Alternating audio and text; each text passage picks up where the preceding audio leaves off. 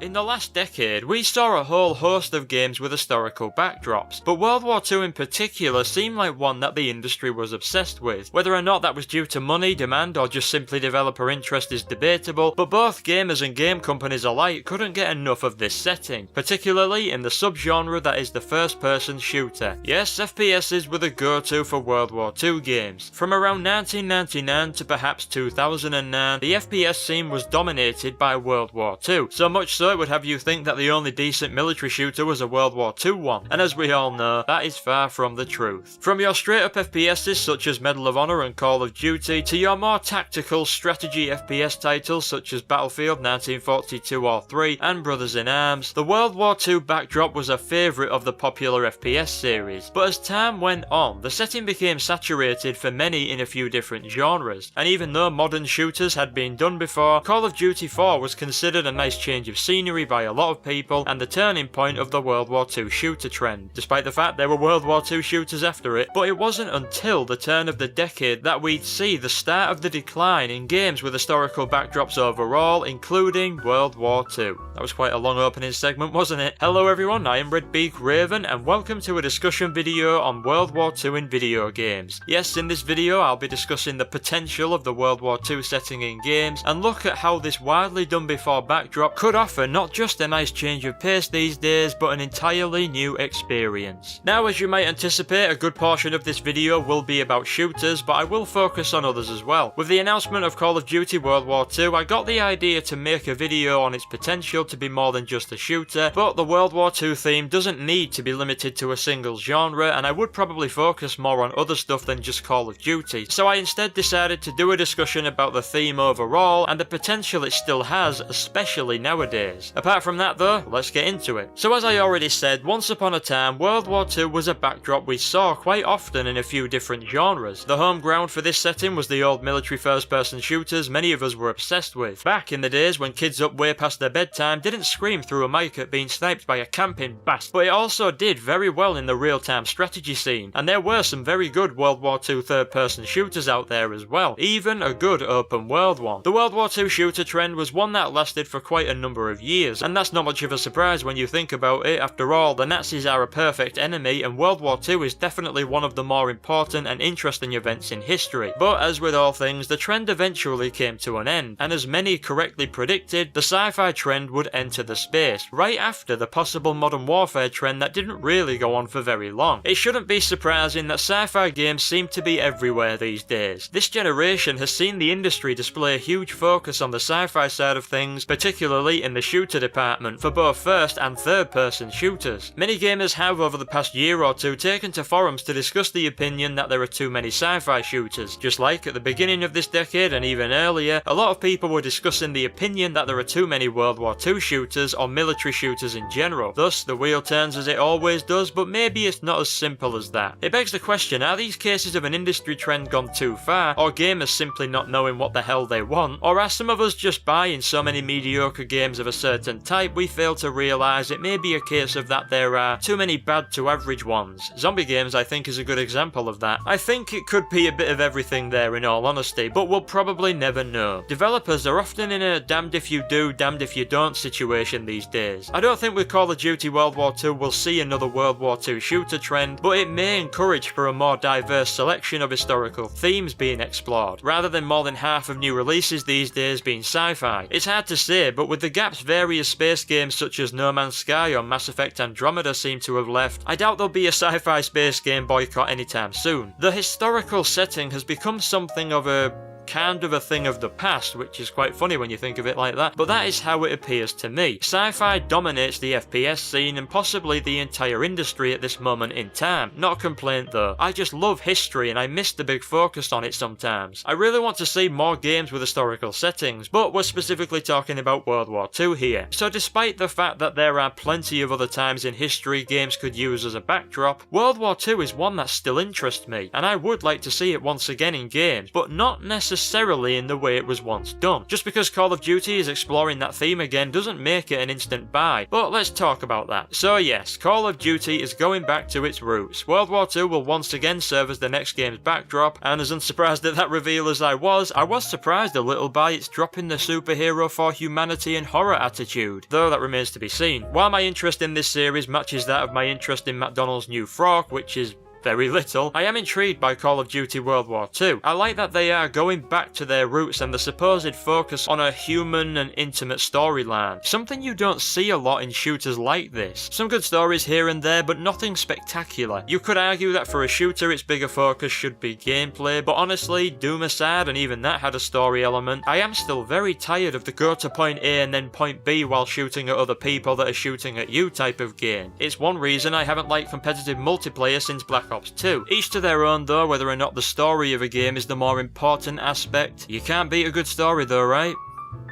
Suffice it to say, I look upon the next Call of Duty with huge skepticism. Call of Duty World War II does have a lot of potential to be much more than just a new, more modern World War II shooter, and believe me, the idea of fighting Nazis again, or rather the Wehrmacht, actually does feel like something different nowadays. So what do I mean by this? What potential am I talking about? Well, it is the potential for it to capture the war in a different light. The story for COD World War II, as far as we know, is this. The main protagonist is a 19-year-old American from Texas who serves under two other soldiers that have conflicting philosophies about war. Other characters will include female resistance fighters, a soldier in an African American unit, a British officer, and even a child. Oh, and the arguments over diversity in this are well underway, I can tell you that. The game will supposedly depict things like racism, religious persecution, and sexism. So from the sounds of it, Sledgehammer are going for a more historically authentic approach to this with a focus on the personal stories of the characters you come across. Sounds interesting, and I hope it actually is. There are so many people out there that just want a good single-player campaign. It's not very often we get a great historical war story in games, or even a military-style title that has a greater focus on things such as character development, something I'd argue the Brothers in Arms games did a fair bit. And Battlefield 1 boasted a similar thing, and it did have its moments, but I honestly didn't think it was much of what they were striving for. That opening sequence, that was something, but everything else didn't really do a lot for me, unfortunately. But that's just me. So IGN stuck up an article recently giving us some details on the demos that were shown to them, and the article talks about how the missions were emulating the war in its true and horrific form. How the character you play as is no superhero, I've got a feeling we're going to be hearing that exact statement all the bloody time, and how the game seems to have more in common with Spec Ops The Line than it does any other Call of Duty game. You can see glimpses of the stuff the article mentions in the reveal livestream, but if all true, then perhaps Call of Duty World War II will not just be a World War II shooter similar to one I've always wanted, but the start of a few military shooters I would like there to be more of. Titles that can put behind the environments and narrative that one simple objective: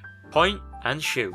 I want a World War II game that captures this event in an authentic light, with excellent characters we can become attached to, a great, deep and emotional narrative aided by impactful events that happen around it. A game that shows off many of those things we don't often see in various pieces of entertainment that cover this part of history. It's not exactly news that various mediums that portray this event glorify the Allies to a point where it's almost silly, and I don't mind that on occasion, but the reality of the war, its darker side, isn't shown very often in games. Which doesn't surprise me, as a good portion of developers are scared witless of covering sensitive topics, thanks to the ridiculous criticism many things have already bared the brunt of. But anyways, so we're not talking about a Band of Brothers, The Pacific or Saving Private Ryan ripoff, but just a game that can truly capture World War II for what it was. A horrifying, widespread conflict that changed the world forever. A conflict where more than half of its casualties were civilians, where ordinary people too were fighting for their lives, doing and experiencing things nobody should ever have to do. And one thing many of these games forget or just don't show is that the soldier isn't a superhero that's invulnerable to everything around him or her. They are a normal, flawed human being like you or me. And that doesn't just go for the soldiers in World War I or II. Call of Duty World War II has the potential to be the game that does just that, but it's let down already by, essentially, cliches. The setting and the characters we know about so far are things that have been done to death in not just gaming but film, TV and literature. Not that I'm being funny funny or disrespectful here, by the way, but the focus on the American side of things in World War II is something that was and apparently is still done all the time. D-Day and France, as pivotal as they are in this war, have been covered so many times before, it makes you think that the developers may be spending too much time on replicating Saving Private Ryan than actually telling a different, authentic, compelling and insightful story, or stories. It's not so much an issue with playing as the Americans, but rather not seeing enough of the other less portrayed scenarios they were involved in, though I would just love to see a bigger focus on other countries during this time as well. Britain obviously, but the Canadians, the Polish, Norwegians, the Africans, and even get a glimpse at the Chinese. One of the things I liked about the old Call of Duties and loved about Call of Duty 1 and 2, and Medal of Honor Allied Assault, just to throw another title out there, one of the best World War II games ever made in my opinion, is that they explored various scenarios. Norway, Africa, Austria and Italy. We never really saw those towards the end of the World War II shooter trend. Norway is one that you would think is overlooked a lot of the time. It was always France and Germany, even Belgium and the Pacific Theatre got more attention. Very rarely did they go outside of those campaigns. As I said, I know France and Germany are key locations towards the end of World War II, or rather throughout, but you can't ignore the impact of those other campaigns elsewhere. D-Day, as pivotal and as brutal as it was, is a story that's been told and shown enough for me to say I've seen and heard all I need to in regards to that, especially the American landings. It is iconic, but I feel like it's very saturated even though we might not have seen it for many years. And even if it turns out to be a very good part of Call of Duty World War II, I'll still probably hold that opinion. But there's always something that I forget to think about, and that is the fact that I'm of a different generation. There will be a lot of people out there that may have never experienced these cliches as some of us know them to be. Whether it's older people just getting into gaming, or younger audiences that will eventually explore the more mature side of things, they have yet to see things as many of us may already do. I suppose the real point that I was making though was that there was a war before 1944. Oh, and while it's in my head, I'd even love to see Pearl Harbor actually. Anyone remember that mission in Medal of Honor Pacific Assault? Oh, good times. Not the actual event, the game. So Call of Duty World War II could be the game that shows us a much darker side of the war, and actually leave players surprised, enlightened, and make us just take a moment to reflect on what happened. Though in all honesty, I think that's very optimistic, and I don't think it'll be all that, but we shall see. Perhaps Call of Duty or even an FPS game isn't the best choice for portraying that, which is why I said this doesn't have to be limited to a single genre. I think FPS is the golden goal for this specific backdrop, but that doesn't mean it can't be done good in other types of games. The Hidden and Dangerous series was a great one I'd love to see return. The Saboteur showed the potential for an open world Mercenaries 1 and 2 style game set in World War II, and of course the theme continues to do well in the strategy scene, with RTS games such as Company of Heroes and Men of War, even though the latter is quite questionable. But I think World War II, especially a bigger focus on the dark, more intense psychological side of things, could serve other types of games well. The narrative-driven title, perhaps the Telltale style, or even a walking simulator, run or fight style title that has you take the role of a civilian or an army messenger running between areas, dodging bullets, watching events unfold, reading letters and listening to the stories being told. There's great potential for this backdrop to not only provide entertainment, but a gripping, emotional, deep narrative on top of a stunning yet horrifying environment that sheds light on some of the things that happened during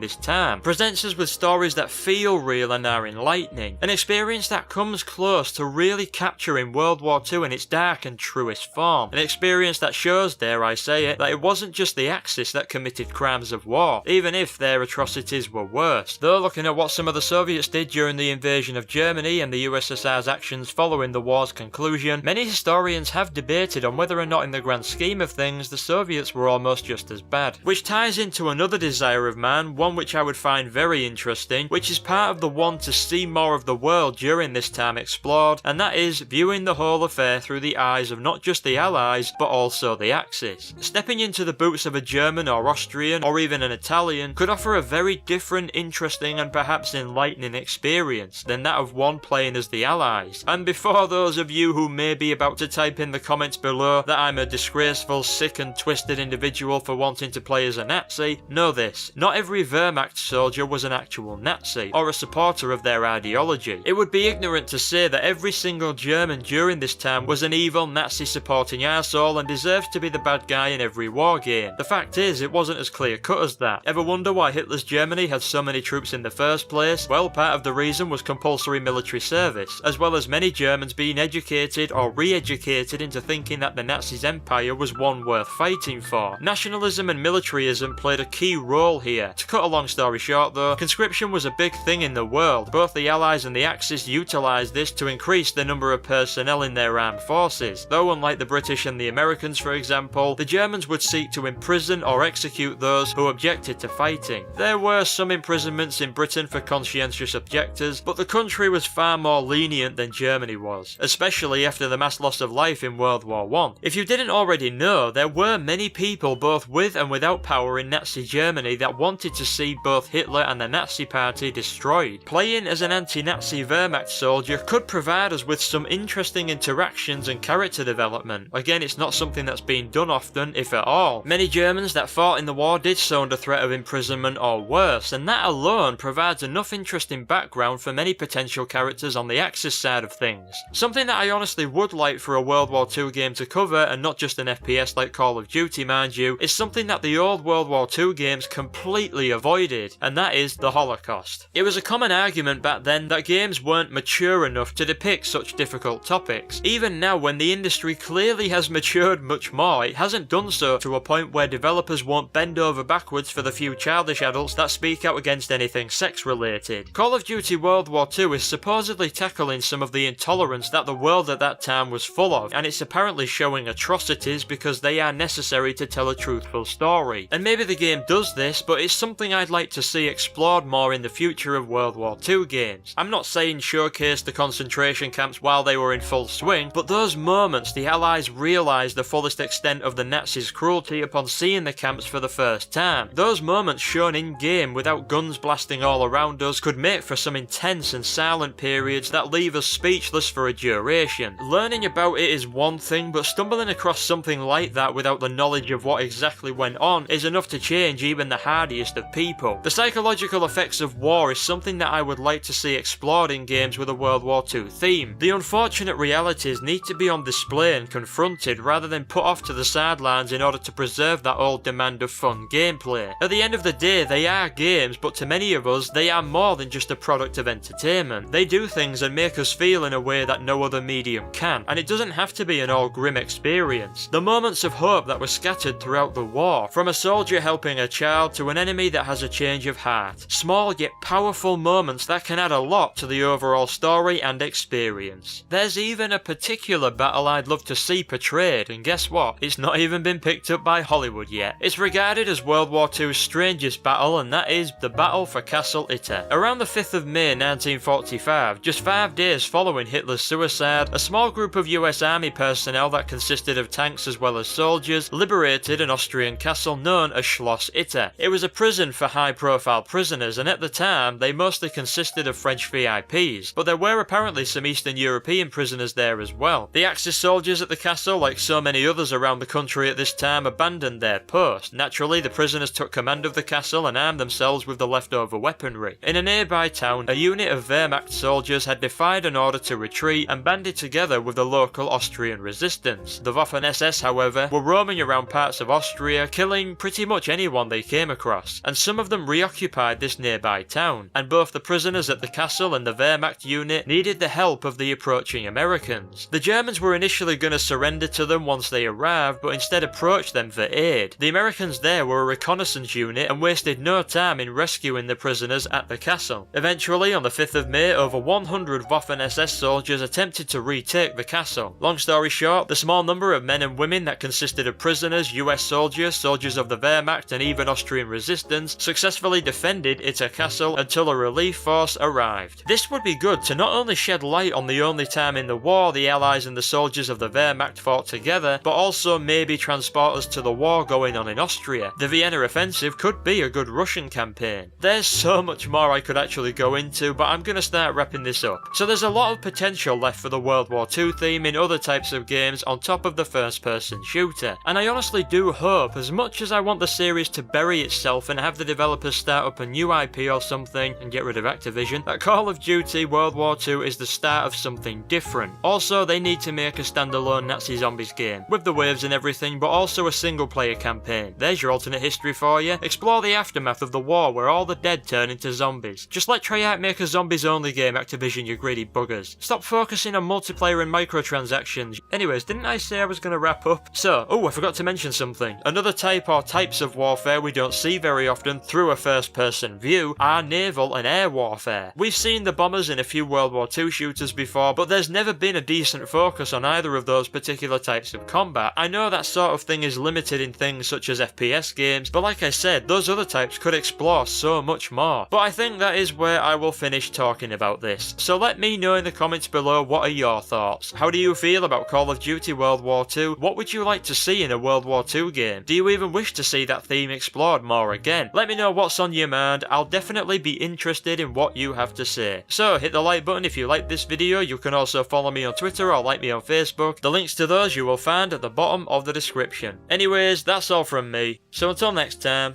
I'll see you soon.